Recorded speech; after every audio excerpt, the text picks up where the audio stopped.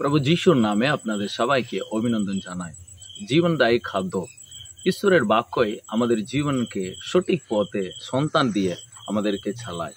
সুপ্রিয়, কিভাবে ঈশ্বরের সঙ্গে আমাদেরকে সম্পর্ক তৈরি করতে হবে, কিভাবে ঈশ্বরকে আমরা রিচ করতে পারি।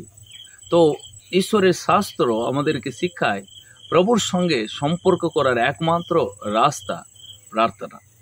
সে প্রার্থনায় ঈশ্বরের সঙ্গে যোগাযোগ করার একমাত্র পথ, অন্য কোনো পথ ঈশ্বরের সঙ্গে যোগাযোগ করার জন্য প্রিয় শাস্ত্রতে নাই।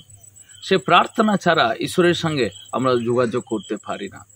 সেই কারণে প্রভু যিশু পৃথিবীতে এসে তিনি প্রার্থনা করুন, প্রার্থনা করো, প্রার্থনা দরকার, সেটাকে নিয়ে যিশু খুবই গুরুত্ব দিয়ে তিনি অনেক জায়গাতে প্রার্থনাটা সম্পর্কে তিনি বলেছেন। তো এমনকি তিনি নিজেও ভোরবেলা উঠতেন, প্রার্থনা করতেন, এবং যিশু 40 দিন মরুভূমিতে গিয়ে তিনি উপবাস প্রার্থনা করতেন, এবং যিশু 12 জন শিষ্যকে মনোনীত করার আগে সারাটা রাত তিনি প্রার্থনা করেছেন। তো এমনকি তিনি ক্রুশবিদ্ধ হওয়ার আগেও তিনি গেতসেমেন বাগানে তিনি প্রার্থনাটা করেই তিনি প্রস্তুত হয়েছিলেন। তার মানে একমাত্র রাস্তা ঈশ্বরের সঙ্গে যোগাযোগ করার, ঈশ্বরকে রিচ করার, ওটা প্রার্থনা। এবং সেটাই প্রভু যিশু এবং তিনি শিখিয়েছিলেন, এবং সাধু পৌল সেটাকে নিয়ে কত সুন্দর তিনি ব্যাখ্যা দিচ্ছেন। ফিলিপিও পুস্তক 4 সেখানে 6 পদ সাধু পৌলের কথাটা এরকম: কোনো বিষয়ে উদ্বিগ্ন হইও না, বরং সর্ব বিষয়ে ধন্যবাদ দাও, প্রার্থনা করো এবং বিনতিভাবে তোমাদের মনোবাসনা ঈশ্বরের কাছে নিবেদন করো।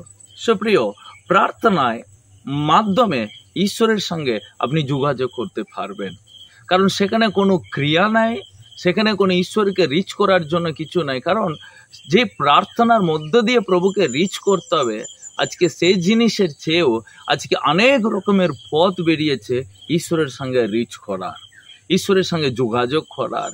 সে কোনো মাধ্যম ঈশ্বরের সঙ্গে রিচ করা যাবে না। সাধু পৌল তিনি সুন্দর করে বলছেন, তোমরা অনেক বিষয় নিয়ে উদ্বিগ্ন হও, কেন চিন্তা করো? কারণ তোমাদের ভিতর অনেক প্রশ্ন থাকছে, তোমাদের মতো অনেক চিন্তা থাকছে। এই চিন্তাগুলোকে তোমরা সরাবার রাস্তা কি? একটাই রাস্তা, তোমরা, সাধু পৌল বলছেন, তোমরা প্রার্থনা করো। প্রার্থনা করো। কিভাবে প্রার্থনা করো সেটা প্রভু যিশু আমাদেরকে শিখিয়েছেন। তো আপনি আপনার মায়ের সঙ্গে, আপনার বাবার সঙ্গে কথা বলার জন্য আপনি আগে থেকে আপনি কোনো প্রিপারেশন নেবেন না, বা আপনি একটা চিঠিতে লিখে নিয়ে আপনি আপনার মায়ের কাছে গিয়ে দেবেন না, মা আমি কি চাইছি, আমি কি বলতে চাইছি, চিঠিতে আমি লিখেছি, সেইভাবে আপনি বলবেন না। বা আপনি মায়ের কাছে, বাবার কাছে যাওয়ার জন্য আপনি অন্য কোনো লোকদের মাধ্যমে আপনি যাবেন না। আপনি মায়ের কাছে যাবেন, সোজা যাবেন, আপনি কথা বলতে যাবেন, আপনি মন খুলে কথা বলবেন। কিন্তু আপনি কি জামা পরেছেন, আপনি কি বা কেমন দেখতে, কেমন, এগুলো আপনার মা দেখবে না। আপনার মা দেখবে আমার ছেলে আমার কাছে ছুটে এসেছে, আমাকে কিছু বলছে। তো অনেক সময় ছোট শিশুগুলো তার খিদেটাকে মাকে বুঝাতে চায়, তখন তার কথাটা বেরে না সঠিকভাবে, ভুলভাল কথা বলে। কিন্তু মা ঠিক বুঝতে পারে আমার শিশু আমার কাছে কি চাইছে, ও কেন কাঁদছে। ঠিক তেমনি সুপ্রিয়, প্রার্থনা ঈশ্বরের কাছে প্রভু যিশুর মাধ্যমে আমরা পিতার কাছে করি। তো সেখানে কোনো সিস্টেম, কোনো নিয়ম, কোনো শুরু, কোনো শেষ, ওরকম কোনো কিছু জিনিসের প্রভু চায় না। প্রভু শুধু চাইছে তুমি কি বুঝাতে চাইছো সেটা আপনি বলার আগে প্রভু জানেন, কিন্তু আপনি বলতে হবে আপনার হৃদয় অন্তর থেকে। তো কারণ যখন আপনার ভিতরে চিন্তা থাকবে, আপনার ভিতরে কোনো আপনার পরিবারকে নিয়ে, আপনাকে নিয়ে, তখন আপনি খুব ভেঙে পড়েন, আপনি কাঁদেন, আপনি ভাবেন। তো তখন আপনার হৃদয়ের ভিতরে একটা ব্যথা থাকে।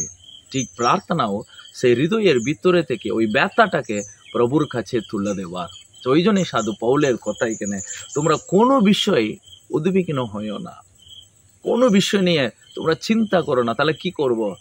তোমরা প্রার্থনা করো এবং প্রভুর কাছে সেটাকে তোমরা জানাও। কারণ এখানে লিখেছে তোমাদের সমস্ত মনোবাসনাকে তোমরা প্রভুর কাছে জানাও। তার মানে তোমাদের মনের ভিতরে থাকার ইচ্ছা, বা ওটা কোনো ব্যথা, বা ওটা কোনো যন্ত্রণা, ওটা কোনো জিনিস, সেটা তোমরা প্রভুর কাছে জানাও। সুপ্রিয়, প্রার্থনা ঈশ্বরের সঙ্গে যোগাযোগ করার একমাত্র পথ। প্রার্থনা এটা নাই প্রভুর কাছ থেকে নেব, প্রভুর কাছ থেকে চাইবো, আমার সব কিছু যা কিছু লাগবে সেগুলো চাইবো, সেটা নাই। সেটা আপনার হৃদয় থেকে আপনার মায়ের সঙ্গে একটা সম্পর্ক তৈরি করেন, পিতার সঙ্গেও একইভাবে যিশুর মাধ্যমে আমরা সম্পর্ক তৈরি করা।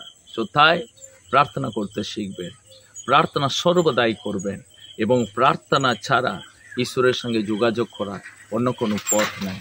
অন্য কোনো পথ দিয়ে ঈশ্বরের সঙ্গে যোগাযোগ করার চেষ্টা কখনো সফল হতে পারে না। তো প্রিয়, তাই যিশু বলেছিলেন তোমরা জেগে থাকো, তার মানে তোমরা প্রার্থনা করে থাকো। তো তাই যদি প্রার্থনা না করে থাকেন আজ পর্যন্ত, প্রিয়, আজ থেকে প্রার্থনা করার সিদ্ধান্ত নেবেন, প্রার্থনা করার সিদ্ধান্ত নেন প্রভুর কাছে। আপনি প্রতিদিন 10 মিনিটও বসে প্রভুর সঙ্গে কথা বলবেন, যেটা আপনার জীবনের জন্য অনেক উত্তম হবে। এ বাক্য আপনার জীবনে অনেক আশীর্বাদ নিয়ে আসুন। God bless you.